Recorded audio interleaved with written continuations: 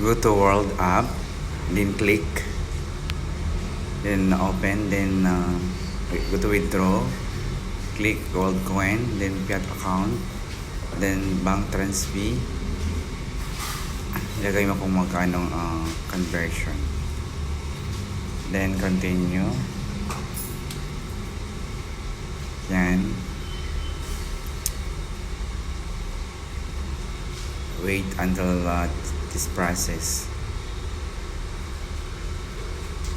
Yan, so check natin kung magkano yung pwede i-convert, i-benta. So 15.9 yata ang available. So order of 829.45. So continue lang. Then select bank transfer, then transfer, then continue. Wait until this process. So na-process na by transfer. Then next, gawa ka ng email ad. Yung email ad mo na active, i-fill up mo dito, ilagay mo dito para doon isa-send yung mga OTP.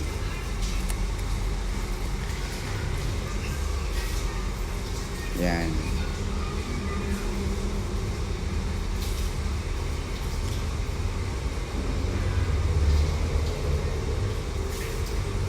Then yun, nasasend na yung OTP. So dito mo ilagay ang OTP na sinasend nila from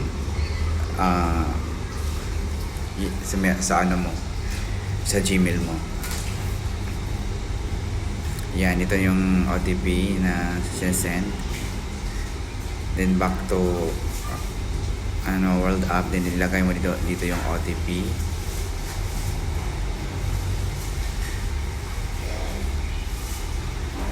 Yan. Then dito na mag-select ka ng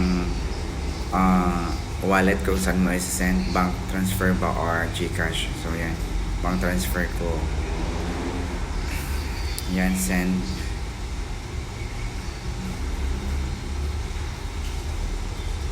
Then withdraw. Then done. So yun, check natin kung okay na ba. So yan guys, so na-transfer na. So within 30 minutes, hintayin lang natin. So papasok yun sa ating account. So thank you for watching my YouTube channel. I hope na makatulong ito. Thank you guys. So yan, na-receive ko na guys. Yan, dito, transferred na. 822.14 from transfer. Thank you guys. So, and God bless.